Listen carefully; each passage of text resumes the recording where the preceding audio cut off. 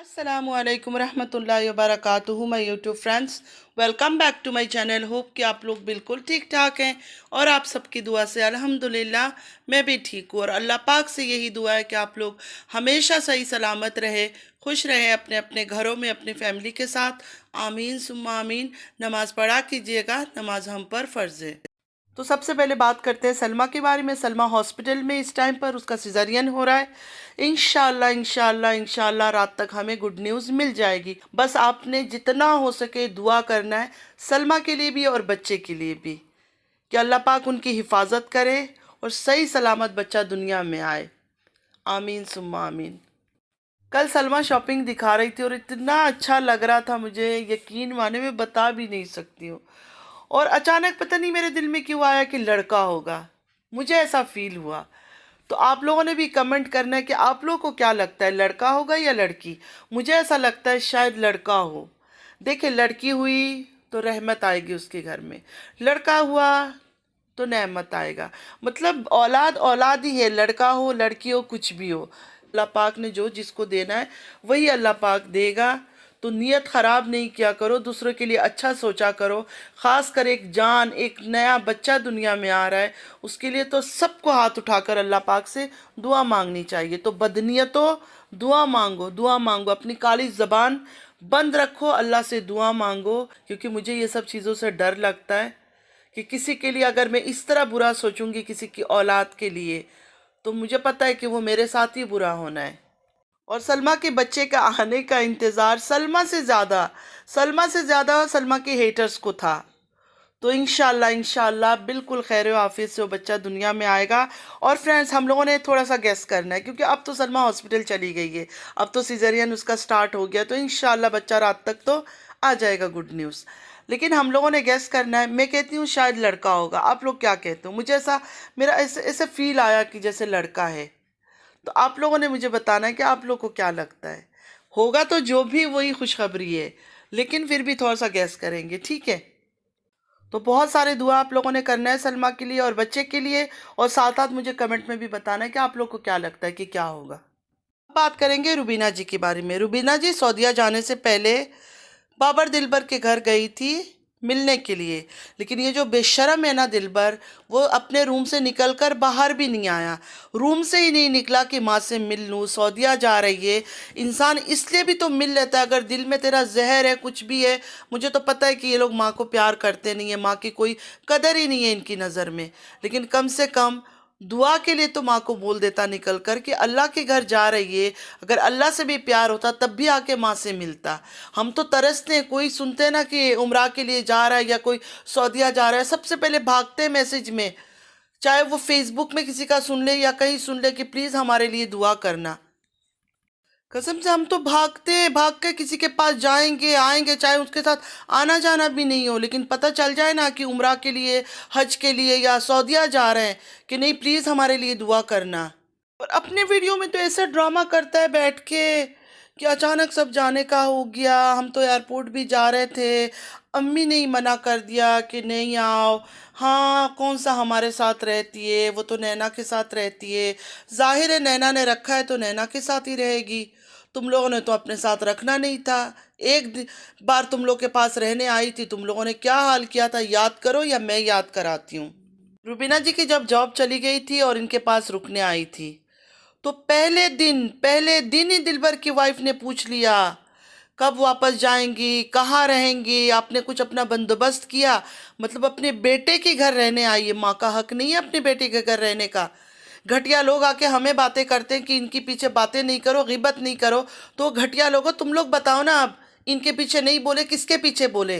तारा अपना दुपट्टा उतार उतार के दिखाती है, तुम लोग को कोई प्रॉब्लम नहीं है। हाँ, कोई अच्छी बातें करता है तो तुम लोग को प्रॉब्लम हो जाती है। इस्लाम का पूरी लेक्चर लेके आ जाते हो यहाँ बातें करने के लिए। अभी जवाब दो ना कि एक बेटे के घर माँ रहने आई है, तो वो उसकी बीवी क्यों कह रही है ये बात कि कब जाओगी, कहाँ रहोगी, कैसे रहोगी, क्यों।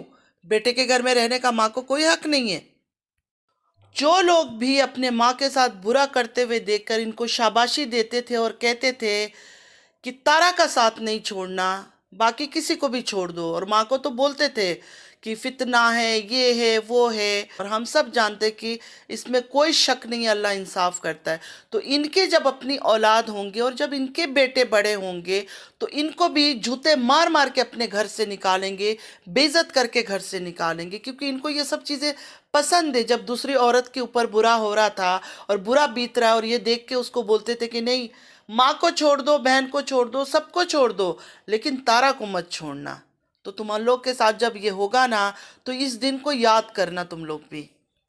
अच्छा, ये बात भी सुनने को आ रहा है कि जब विलेज जा रहे थे और ये घर पे रहते थे, नैना और रुबीना जी, विलेज से कॉल कर करके बोलते थे कि घर कैसे बनाया हुआ है, घर गंदा कर लिया, ये कर लिया, वो कर लिया। हालांकि ये लोग जब विलेज से आ रहे थे, कितना सफाई किया था, जितना ये लोग घर अपना साफ नहीं रखते उतना सफाई किया था रुबीना जी और नैना ने मिलकर। साफ चमका के इनके घर को छोड़कर गए थे, बलून वगैरह से भी घर को सजाया था। ये हाल है इनकी। माँ को ये लोग रख नहीं सकते, बाप इनकी मजबूरी बना हुआ है। अभी तो देखे बाप भी नज़र नहीं आता इनकी वीडियो में, पता नहीं उस बेचारे का क्या हाल किया हुआ है, किस हाल में उसको रखा हुआ है। का अब्बू तो अभी नज़र ही नहीं आते। बीच में तो बाप को कैसे लेकर आ जाते थे और बूढ़े आदमी को कैसे ललचा रहे थे, शादी करा देंगे, ये करा देंगे, वो करा देंगे, मतलब बाप का मजाक उड़ा रहे थे। शादी वादी इन्होंने कुछ नहीं करवाना था, कुछ भी नहीं करवाना था, सिर्फ और सिर्फ बाप का मजाक बनाना था बस। अच्छा, वो शादी शादी का जो बाप का ड्रामा चलाया हुआ था वो सिर्फ कंटेंट के लिए, व्यूज़ के लिए, कि लोग थोड़ी बातें करें, थोड़ा सा व्यूअर्स की इंटरेस्ट बढ़े, सिर्फ इस चक्कर था और कुछ नहीं था। इतने बेगैरत और इतने बेशरम मैंने कहीं नहीं देखी।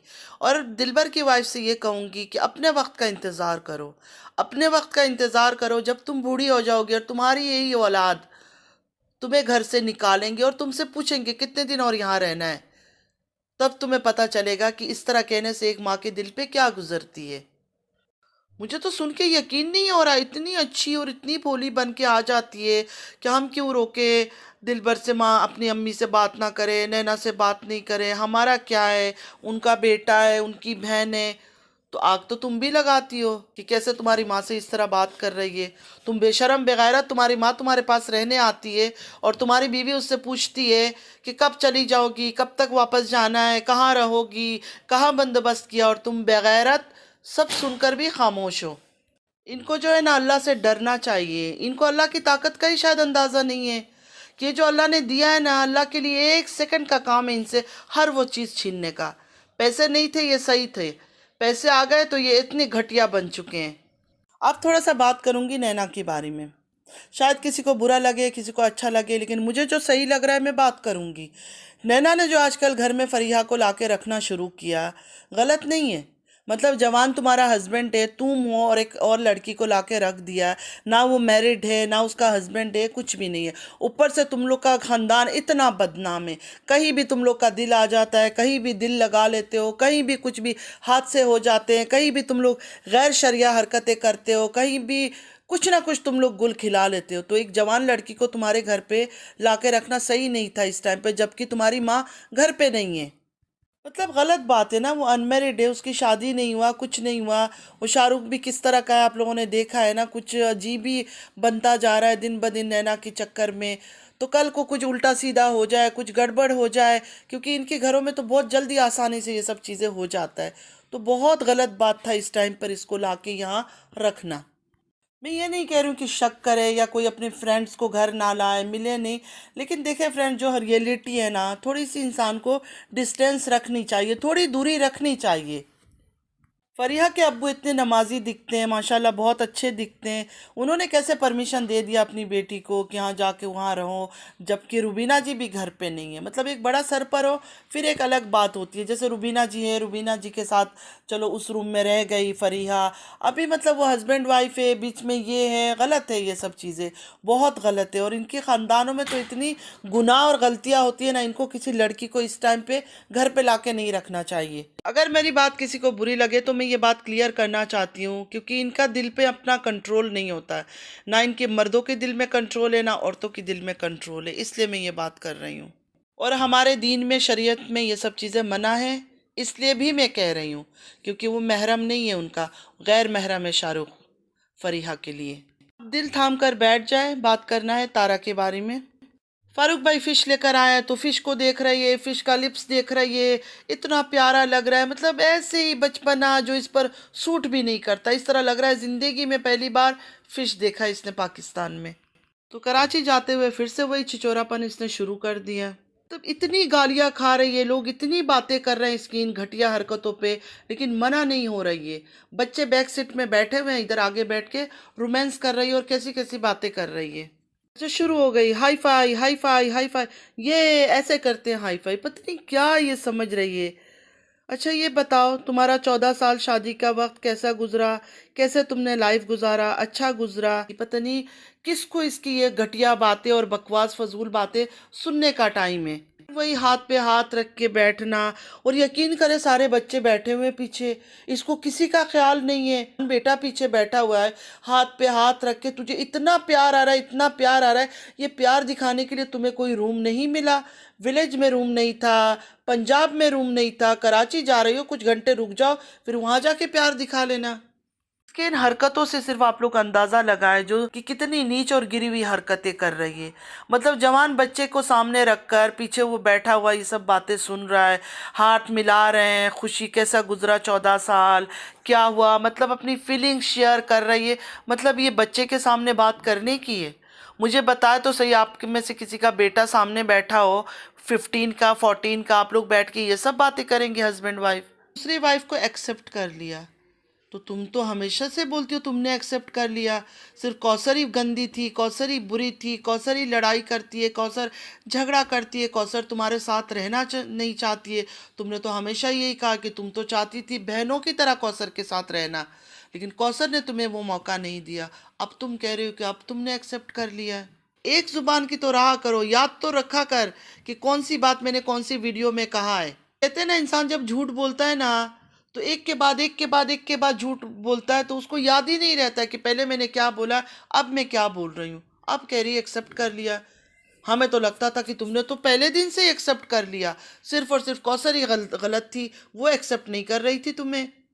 आप लोगों ने भी सुना होगा, इसने खुद बोला था कि मैंने सोचा था दो बहनों की तरह हम रहेंगे, लेकिन कौसर नहीं रहना चाहती है। अच्छा, एक चीज़ तो आप लोगों ने नोटिस किया होगा, कराची में थी, पंजाब गई, व्यूज़ उसका वैसे ही था। जैसे ये विलेज गई, कौसर को लेकर आई, इसका व्यूज़ एकदम से फिर थोड़ा सा हाई हुआ। तो बिना कौसर के नाम के सदके का इसका कुछ नहीं होने वाला। कौसर रहेगी तो ही इसको व्यूज़ आएंगे। तो अब इसको पता चल गया कि कौसर का नाम से ही मुझे व्यूज़ आते हैं, तो कौसर के साथ रिश्ता अच्छा बनाऊं, लोगों को दिखाऊं कि मैं इतनी अच्छी हूँ, देखो हम दोनों बहनें हैं। क्योंकि वालिदा ने भी तो बेटी बना लिया ना, अपनी बेटी को उन्होंने बेटी की तरह नहीं मिली रुबीना जी से, अपनी सगी औलाद जिसको उन्होंने पैदा किया उससे वो नहीं मिली डॉलर आंटी, लेकिन कौसर को सीने से ज़रूर लगा लिया प्यार से कि मेरी बेटी है। कि तुम्हारा जो मजलूमियत का गेम था, मजलूमियत का गेम फेल हो गया।